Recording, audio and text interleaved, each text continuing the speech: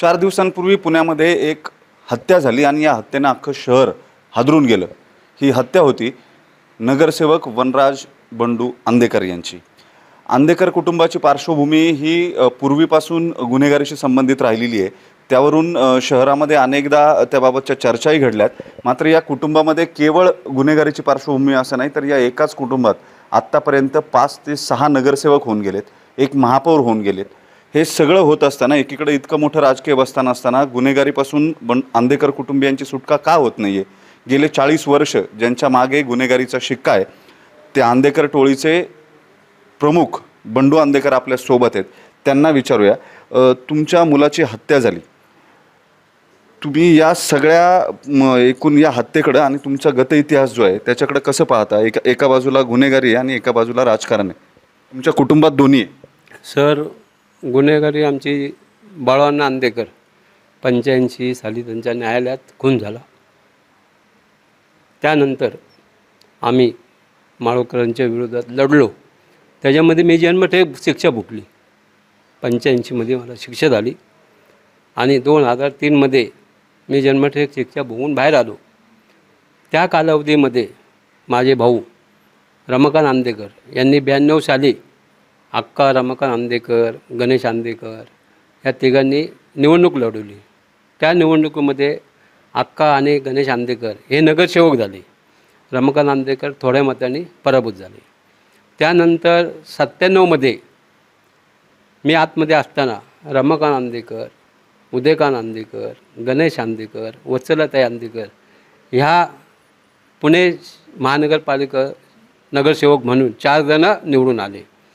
त्या अनुषंगाने कलमाडी साहेबांनी आम्हाला न्याय दिला। वत्सलाताई आंदेकर यांना महापौरपद दिलं, कारण का त्यांचं सामाजिक कार्य तेवढं होतं आणि आंदेकरांवर प्रेम करणारे अनेक लोक होते। आंदेकरांनी आजपर्यंत गोरगरिबांना, व्यापाऱ्यांना वगैरे कोणाकडून खंडणी मागणे वगैरे असे कुठलेच आम्ही गुन्हे केलेले नाहीत। हे आमच्यावर जेव्हा झाला बाळाअण्णा आंदेकरांच्या रूपातून, त्यानंतर आम्हाला ह्या क्षेत्रात उतरावं लागलं। त्यानंतर माळोदकर टोळी नेस्तनाबूत झाली, समाप्त झाली। मग आता रमाकांत आंदेकर, उदयकांत आंदेकर, गणेश आंदेकर, अक्का आंदेकर हे नगरसेवक झाल्यानंतर आमचं सामाजिक कार्य, सामाजिक प्रस्थ वाढत चाललं। व्यापाऱ्यांच्यामध्ये, समाजामध्ये, सर्वांच्यामध्ये आमचं नावलौकिक होऊ लागला। त्यामुळं काही विरोधकांना हे पावलं नाही। त्यामध्ये मग वत्सलाताई आंदेकरचं असं झालं, निधन झालं। मग त्यामुळं उदयकांत आंदेकर कोरोनामध्ये निधन झालं। त्यानंतर आमच्या समाजावर घालात पडत गेला। परंतु वनराज भाऊ आंदेकर, लक्ष्मीताई आंदेकर, रमाकांत आंदेकर, गणेश भाऊ आंदेकर यांनी सर्वांनी मिळून जो सामाजिक कार्याचा जो गाडा आहे तो सतत पुढे नेला। कुठेही कुठल्याही प्रकारचे गालबोट नाही। परंतु मध्यंतरीच्या काळामध्ये वनराजची बहीण संजीवनी जयंत कोमकर, गणेश लक्ष्मण कोमकर, प्रकाश लक्ष्मण कोमकर यांनी किरकोळ वादातून, घरातल्या कौटुंबिक वादातून ते इथपर्यंत आले आणि माझ्यासोबत राहणारा सोमनाथ साहेजी गायकवाड याच्याची हातमिळवणी करून, यांनी संगतमत करून, कट रचून त्यांना खरं म्हणजे मला आणि कृष्ण आंदेकरलाच मारायचं होतं। परंतु बॅकबोर्न म्हणून त्यांनी जबाबात म्हणले की आम्हाला बंडू आंदेकर, कृष्णराज आंदेकर यांना मारता येत नाही। मग गणेश कोमकरने काय केलं, यांच्याशी संगनमत करून सोमनाथ गायकवाड आणि त्याच्या टोळीशी काय आर्थिक देवाणघेवाण करून यांनी हे एकदम टोकाचं पाऊल उचललं आणि त्यांनी वनराज आंदेकरला अचानक, वनराज आंदेकर नेहमी चौकात उभे राहतात। कुणाच्या दर्गाचा उत्सव असतो, गणेश उत्सव असतो, नवरात्र उत्सव असतो, त्यांना ते मदत करत असतात, वर्गणी देत असतात। त्याला काय वाटलं, वर्गणीसाठी आलेत म्हणून ते आले। डायरेक्ट त्यांनी फायरिंग वगैरे केले आणि कोयते बिते फिरवत वनराज आंदेकर तिथं जागेवर संपवला। तिथं बाजूला पानपोई होती, म्हणजे वनराज आंदेकरांना पळता पण नाही आलं। वनराज भाऊ आंदेकर यांच्याबरोबर त्याचा भाऊ सक्का चुलत म्हणजे माजी नगरसेवक उदयकांत आंदेकर यांचा भाऊ शिवम आंदेकर पण होते। शिवम भाऊ म्हणला, भाऊ काहीतरी दिसते, पळ तू पळ। आणि तेव्हा पहिली गोळी शिवम आंदेकर यांच्यावर झाडली गेली ना, शिवम भाऊने ती गोळी हुकवली तर शिवम भाऊ एका साईडला दिशेला पळाला, वनराज भाऊ एका दिशेला पळाला। तर ती पानपोळी आडवं असल्यामुळं आणि त्याचं चप्पल घातली त्या काळात, त्या दिवशीच चप्पल घातली, नाहीतर रोज त्याच्या पायामध्ये बोटच असायचे. पण त्याला काय माहिती की असं होईल म्हणून गणपतीची वर्गणी मागायला आले आणि त्यांनी त्या टायमाला 4-5 पावते बी फाडलेले आहेत. पण त्याची खरी टीप खरी खबर संजीवनी जयंत कोमकर आणि जयंत कोमकर यांनी गॅलरीमध्ये उभे राहून दिली. आणि तंतोतंत तो कुठं असतो, काय करतो, केव्हा येतो, अंगात कपडे कोणते घातले, हे कपडे घातले ते कपडे, आणि ते बरोबर टीप त्यांना मिळाल्याबरोबर त्यांनी बरोबर वंडरला तिथं घेरला आणि वंडरच्या त्या दिवशी ते दिवस भरून आला. आणि ह्या लोकांनी 10 ते 15 जण 4-5 टू व्हीलरवर आले आणि त्यांनी वंडरला आता जे पोलिसांच्या तपासात समोर आलंय, आरोपी पकडलेत, सोमनाथ गायकवाडलाही पकडले, अनिकेत दूध भातेलाही पकडले. त्यांचं असं म्हणणं आहे की मूळ हत्या ही टोळी युद्धातून झाली आहे. त्यांचा तुमच्या टोळीशी जो सोमनाथ गायकवाडचा संघर्ष सुरू होता त्याच्यावरून ही हत्या जी आहे ती करण्यात आली आहे. गेल्या वर्षी निखिल आखाडेची हत्या तुमच्या सांगण्यावरून इथं करण्यात आलेली होती आणि त्याचाच बदला हा या सोमनाथ गायकवाड आणि अनिकेत दूध भातेने घेतला. कोमकर म्हणजे जे तुमची मुलगी आणि जावई आहेत हे केवळ लोकेशन देण्यापुरते सीमित होते. खरा संघर्ष हा तुमचा टोळी युद्धाचा आहे. नाही सर, ही गोष्ट तुम्ही म्हणता निखिल आखाडेची गोष्ट बरोबर आहे, हे मी नाकारत नाही. निखिल आखाडेचा जो खून झाला इथं राजश्रीताई आंदेकर कमानीजवळ झाला, त्यावेळेस सोमनाथ गायकवाडची पत्नी प्रीती गायकवाड यांना भेटायसाठी दूध भाते आणि निखिल आखाडे आला होता.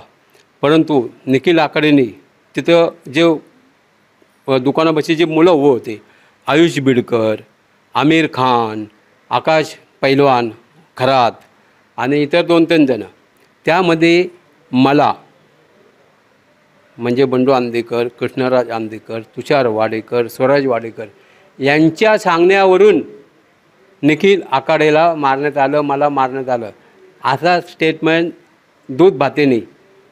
नंतर तो पहिला ससून हॉस्पिटलला होता, तिथून भारतीय विद्यापीठला ॲडमिट झाला. तोपर्यंत तो जबाबामध्ये स्टेटमेंट देत नव्हता. परंतु गणेश कोमकर हा आणि प्रीती गायकवाड हे सगळे त्या कालावधीमध्ये सोमनाथ गायकवाड जेलमध्ये होता. प्रीती गायकवाडची गणेश कोमकरची फोनवरून संभाषण आहेत आणि ते संभाषण असल्यामुळं ते सांगायचे बंडू आंदेकरला घ्या, कृष्णराज आंदेकरला घ्या, तुषार वाडेकर, स्वराज वाडेकरला घ्या, म्हणजे हे दोघं जेलमध्ये गेल्यानंतर वनराज आंदेकर एकटा पडेल, मग आपण त्याला तेव्हापासूनच निखिल आखाड्याच्यापासूनच ते वनराजच्या शोधामध्ये होते, वनराजला मारण्यामध्ये होते. तेव्हा वनराजला बी माहिती होतं की हे आपल्याला मारणार आहे. परंतु त्यांना जी साथ मिळालेली आहे, निखिल आखाड्याचा पण बदला घ्यायचा आहे आणि आपला पण घ्यायचा आहे. म्हणजे त्यासाठी ह्यांची मिटिंग झाली. सोमनाथ गायकवाड, प्रीती गायकवाड आणि दूध भाते हे सगळे गँग आणि गणेश कोमकर यांची मिटिंग झाल्यानंतर, आणि आत्ता मध्यंतरी फुटपाथवर त्यांचं अतिक्रमण आहे, अजून बी पिवळा स्टॉल आहे तिथं काहीतरी, तर ते काढण्यासाठी महानगरपालिका भवानीपेठ क्षेत्रीय कार्यालयाचे अधिकारी आले होते. तर त्या अधिकाऱ्यांनी ती कारवाई केली, थोडीच कारवाई केली, ते पत्रपुत्र काढला. तर संजीवनी कोमकर का म्हणले, आज तुला बघतेस तू कसा जिवंत राहतो होते. तर ह्यांनी ते कॉन्टॅक्ट करून एका रात्रीत म्हणजे, आणि त्यांची बाईक आहे ना की आता आम्ही कशी जगू, आमच्यावर कारवाई केली, म्हणणार तू हे केलं चांगलं केलं नाही. आणि हे जेव्हा झालं ते आकाश सुरेश परदेशी यांनी काय रात्री दारू पिला असेल तो काहीतरी, तिने दगडं मारले होते दुकानावर. मग ती कंप्लेंट ह्यांनी दिली होती. आणि जयंत कोमकर, संजीवनी कोमकर, गणेश कोमकर यांना आहे ना खोटे अर्ज करण्याची लई सवय होती. आणि ते मी अर्ज माहितीच्या अधिकाराखाली काढलेले आहेत, ते अर्ज बी माझ्याकडे आहेत. तिने काय म्हणलं की वनराज आंदेकर ते विक्रम चितोळ्याला पाठीशी घालतो, माझ्या मुलीच्या मागं पाठवतो, असं करतो तसं करतो, अनेक अर्ज माझ्याजवळ आहेत. ते आता का मी घेऊन आलेलो नाही आहे, परंतु तुम्ही आता साक्षी पुराव्यासाठी कोर्टात ते दाखवणार आहे. तर ह्यांनी काय केलं होतं, वनराजला डोळ्यातच ठेवलं होतं. तुमचा संघर्ष, तुमचं असं म्हणणं की कौटुंबिक संघर्ष होता आणि टोळी युद्धातला सुद्धा संघर्ष होता, त्याच्यामुळं वनराजची हत्या झाली. मला विचारायचं असं आहे, तुमच्यावरती सुद्धा जवळपास 48च्या आसपास गुन्हे दाखल आहेत. तुमच्या कुटुंबाची टोळीची सुरुवातच मूळ बाळूअण्णा आंदेकर यांच्या खुनापासून झाली आणि त्याच्यानंतर एकानंतर एक गुन्हे दाखल होत गेले. तुम्हाला स्वतःला असं वाटलं नाही का की आपल्या कुटुंबाला राजकारणामध्ये व्यवस्थित यश मिळालेलं आहे, आता गुन्हेगारीशी संपर्क तोडायला हवा. कारण जी चर्चा होते बाहेर, तुम्ही जे पेरलंय तेच पुन्हा उगवतंय किंवा त्या त्या म्हणजे तुम्ही जे केलं त्याचे परिणाम मुलांना भोगावे लागतात या टोळी युद्धात पडून, अशी सुद्धा टीका तुमच्यावर. ऐका ना सर, 48 गुन्हे आहेत. 48 गुन्हे नसून हे सतीश गोवेकर उपायुक्त आता आहे ना, नुकतंच हे मिळालेलं आहे. राष्ट्रपती पदक. त्यांनी मला 48 गुन्हे माझ्यावर ते खोटे दाखवलेले. ते मी पोलीस आयुक्तांना माहितीच्या अधिकाराखाली माहिती मागवलेली आहे की 48 गुन्हे कसे, हे मला माहिती द्या. मलाही माहिती असायला पाहिजे ना. माझ्यावर गुन्हे आहेत 24 गुन्हे. 24 महिने काय केले? 24 गुन्हे 48 गुन्हे माझ्याजवळ आहेत. मी एका गुन्ह्यामध्ये 150/85 संजय माळोदकरच्या गुन्ह्यामध्ये मी शिक्षा भोगलेली आहे. हे मी नाकारत नाही. सुप्रीम कोर्टापर्यंत माझी शिक्षा कायम झाली. मी शिक्षा भोगून 2003मध्ये आले. परंतु ह्या 48 गुन्हे जे आहेत ना, 24 गुन्हे माझ्यावरचे जे काय माझे निर्दोष सुटलेले गुन्हे माझ्या दप्तरात आता दाखल आहेत. मी बाजूला काढून ठेवलेले आहेत. आणि आता मला जे नावंदर कोर्टाने मला जामीन दिला आहे, हायकोर्टाच्या एका जजमेंटमध्ये बिस्त साहेबांनी म्हटलेले आहे 10 वर्षाच्या आत जर 3 गुन्हे असतील फ्रेश तर त्याच्यावर मोका लागू शकतो. परंतु आम्हाला त्या काळामध्ये 2021 82/2021 खडक पोलीस स्टेशनमध्ये जो गुन्हा दाखल केला तो गुन्हा खोटा दाखल केला. त्याच्यामध्ये ओंकार कुडलेला आम्ही वार केले, मी रेकी केली वगैरे वगैरे. त्या CCTV फुटेज मी कुठं दिसत नाही. मला घरामधून अटक करून दिलं. घरामधून पोरांनी कुठं विश्रामबागच्या हद्दीमध्ये काय गुन्हा केला होता काहीतरी, मग त्यामध्ये तो बी गुन्हा माझ्यावर टाकला. तो गुन्हा निंबाळकर कोर्टाने माझा निर्दोष सोडला. त्या गुन्ह्याशी माझा काय संबंध नव्हता. आणि एकही वार नसताना अभिजित गुप्ता साहेब पोलीस कमिशनर यांनी 307 गुन्हा लावला. म्हणजे त्यांनी कायद्याचा गैरवापर करून आमच्यावर मोका दाखल केला. तुमच्यावरती आणखी एक टीका पोलिसांकडून होते की तुम्ही हल्ली नवी मुलं घेता, ज्यांना गुन्हेगारीचं आकर्षण आहे, त्यांना 5-10 हजार रुपये देता किंवा त्यांना सांभाळता, लळा लावता आणि तुमचा जो क्लाउट आहे किंवा तुमचं एकूण तुमच्या नावाचा जो ऑरा आहे किंवा तुम्ही मोठे गुन्हेगार आहात तर तुमचा आश्रय मिळेल या नावाखाली ती मुलं तुमच्याकडे येतात आणि तुम्ही त्यांना गुन्हे करायला लावता, असं पोलिसांचं म्हणणं आहे की ही तुमची जुनी ट्रिक आहे. तुम्ही नव्या मुलांना घेता आणि त्यांना तयार करता गुन्हेगार, त्यांना गुन्हेगार करता. हे साहेब साफ चुकीचे आहे.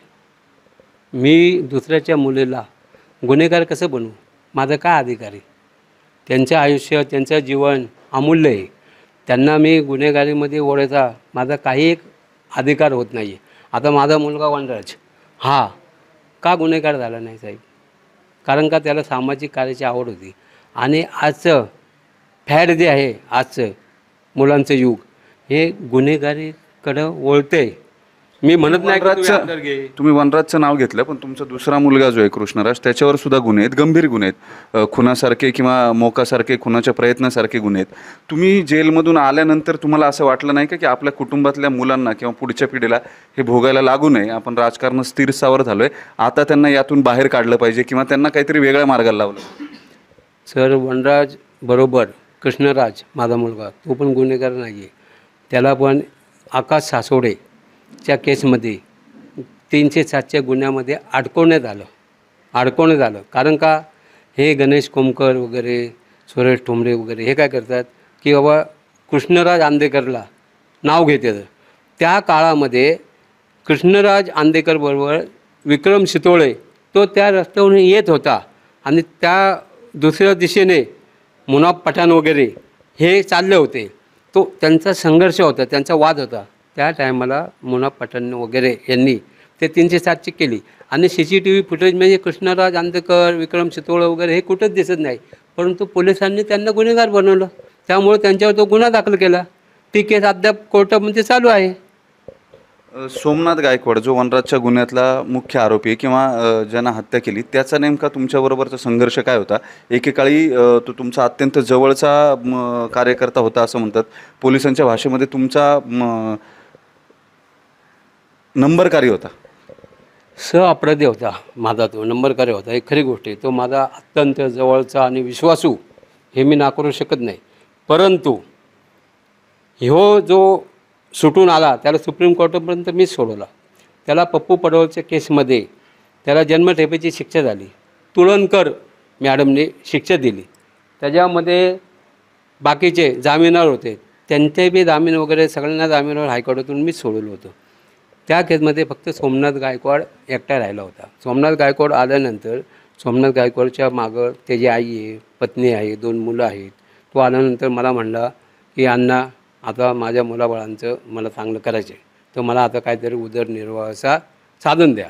तर मी काय केलं, त्याचा मित्र अत्यंत जवळचा पोलीसमधला निखिल आपलं साबळे म्हणून, निलेश साबळे, निलेश आता एक युनिटला आहे. मग तो समर्थला त्यावेळेस 2021ला त्यांचा पोलिसांचा वसुलीला होता.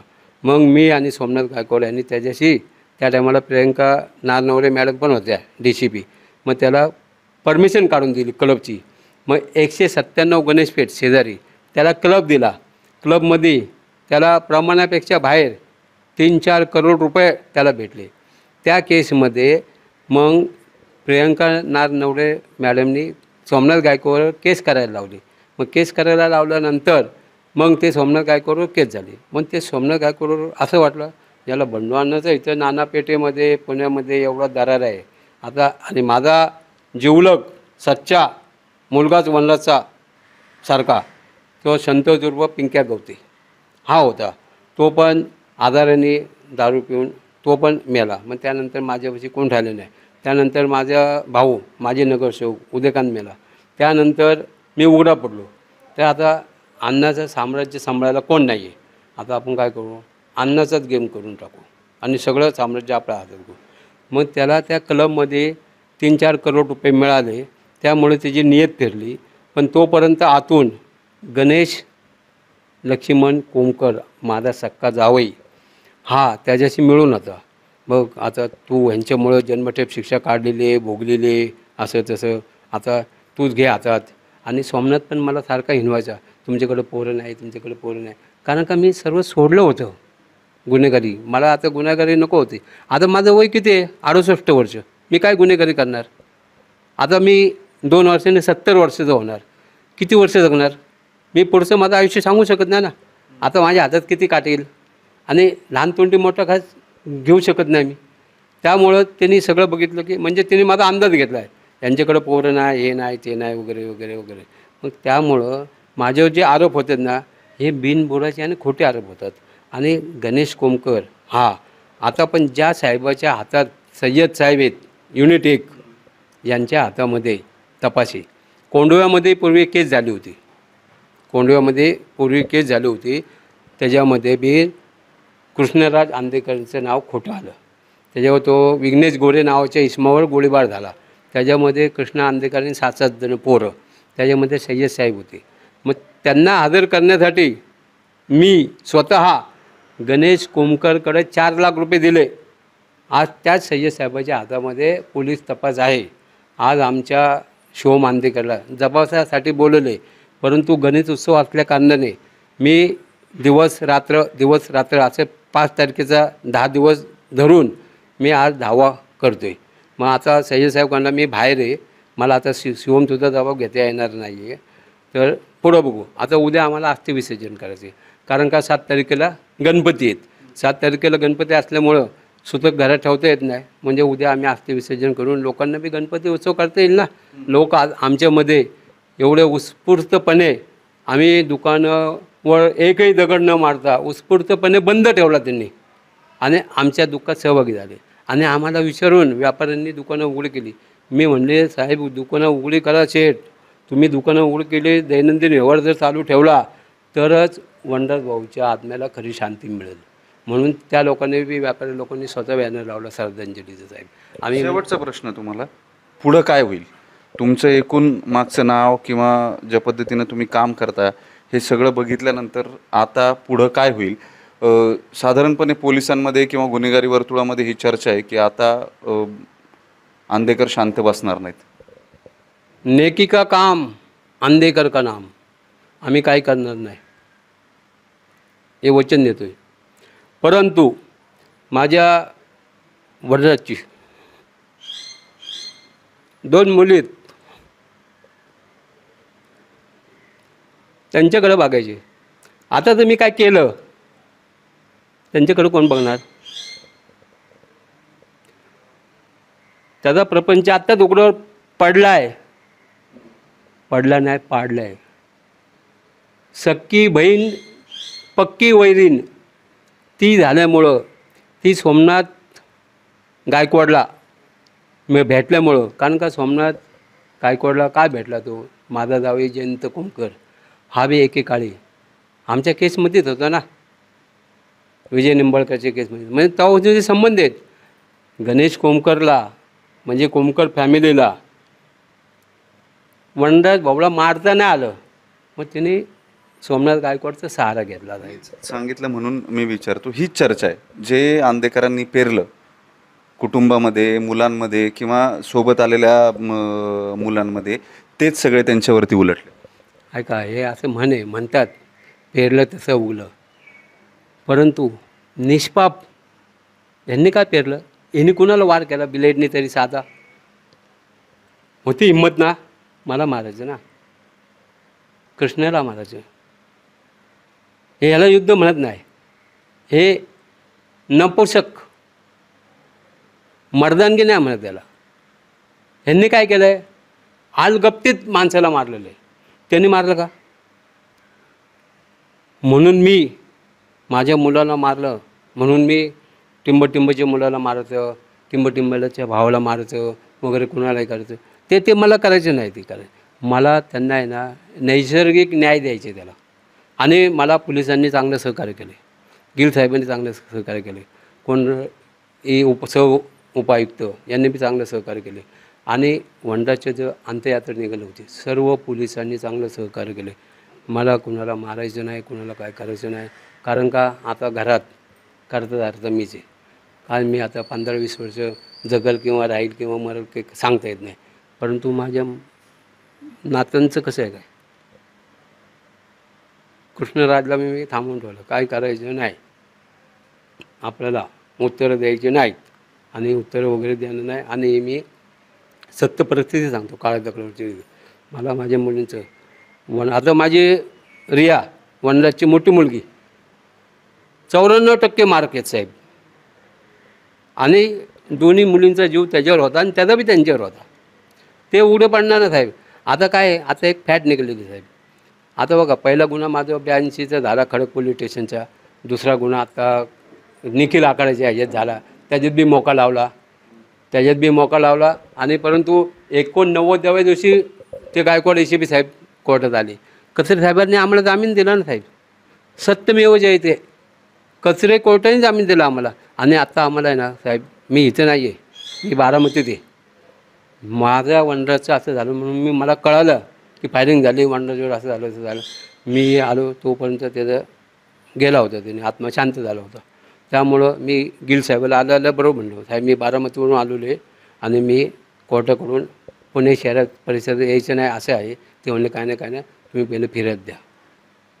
तर ही अशी गोष्ट आहे साहेब. म्हणजे तुम्ही रेकॉर्डवर हा शब्द देत आहे की इथून पुढं तुम्ही गुन्हेगारीशी कुठलाही म्हणजे संबंध ठेवणार नाही, वनराजच्या हत्येचा बदला वगैरे काय घेणार? हो का, मी बदला घेणार नाही. मी त्यांना शिक्षा देणार न्यायालयाच्या रूपातून. हो का, कायद्यापेक्षा मी मोठा नाही आहे आणि मला स्वतःला अडकून घ्यायचं नाही. परंतु काय माहिती का, पोलिस मला खोटे गुन्ह्यात अडकवतात साहेब. ही सत्य परिस्थिती. पोलिस खोटे गुन्ह्यात अडकवतात की आता धावा झाला की लगे यांना उठला, यांना आतमध्ये टाका. बंडू आंदेकरला आतमध्ये टाकल्यानंतर मग बंडू आंदेकरनंतर कृष्णराज आंदेकर आला, माझे 2 नातू आले. आता आपला तुषार वाडेकर एक बी गुन्हा नाही, त्याच्यावर बी गुन्हा. मग स्वराज वाडेकरचं बी गुन्हे सुटलेले, माझे सगळे गुन्हे सुटलेले आहेत. पण आता मी गेलो आतमध्ये, शिवमला बी आतमध्ये टाकतील, शिवमचे बी पूर्वीचे काही गुन्हे दाखवतील. मग यांच्यापासून धोका आहे यांना. त्यांनी अर्ज बी केलेले आहेत ना, शिवमच्या विरुद्ध, माझ्या विरुद्ध, वनराजच्या विरुद्ध, कृष्णाच्या विरुद्ध, तुषार वाडेकरच्या आईच्या विरुद्ध, म्हणजे बहीण त्यांची. असे म्हणजे अटकून ठेवायचं त्यांचं तेव्हापासूनच चाललेलं आहे साहेब. आंदेकर टोळीचे प्रमुख बंडू आंदेकर आपल्या सोबत होते. वनराज आंदेकर नगरसेवक ज्यांची हत्या झाली, त्यांचे ते वडील आहेत. गेले 40 वर्ष या आंदेकर टोळीचा पुण्याच्या पूर्व भागावरती प्रचंड दरारा राहिलेला आहे किंवा भीती जी आहे ती राहिलेली आहे. आणि याच सगळ्यातून टोळीयुद्ध जे आहे ते सतत भडकत राहिले आणि त्यातून ही हत्या झाली असं प्राथमिक तपासात पोलिसांच्या समोर आलं आहे. ही गुन्हेगारी किंवा पुण्यातलं हे टोळीयुद्ध जे आहे ते कधी थांबणार असा प्रश्न सर्वसामान्य पुणेकर विचारत आहेत. त्याला उत्तर कधी मिळेल हे पोलिसांनाच सांगता येईल. तोपर्यंत तरी इथून पुढे काही करणार नाही असं बंडू आंदेकर हे अगदी शपथेवरती सांगत आहेत. बदला वगैरे घेण्याच्या फंदामध्ये ते पडणार नाहीत असंही ते जाहीर करत आहेत. नेमकं काय होतं हे वेळ ठरवेल. मात्र सगळ्यात महत्त्वाची गोष्ट म्हणजे पुण्याची कायदा सुव्यवस्था जी आहे ती बिघडणार नाही याची जबाबदारी सर्वसामान्य नागरिकांसह बंडू आंदेकर आणि पोलीस या सगळ्यांची असते.